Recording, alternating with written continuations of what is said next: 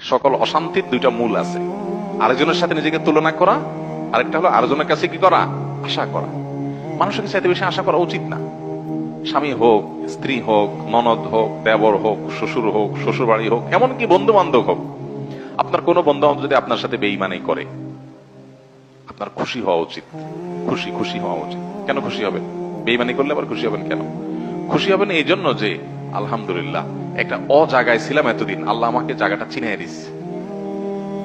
যদি বেঈমানিটা এখন না করতো, আমারে আরো কিছুদিন বাড়াইয়া তারপরে করতো, আমি আরো বেশি ক্ষতিগ্রস্ত হইতাম। আল্লাহর শুকর, আলহামদুলিল্লাহ আমি যে জায়গায় সময় ব্যয় করছি, এরকম জিগরি দোস্ত বানায় রাখছি, ও আসলে কালসাপ, এটা আল্লাহ তাআলা আমারে জানাই দিছে। আলহামদুলিল্লাহ আমি খুশি হয়ে যাব। নেগেটিভ জিনিসটাকেও পজিটিভ ভাবে আমরা দেখতে পারি।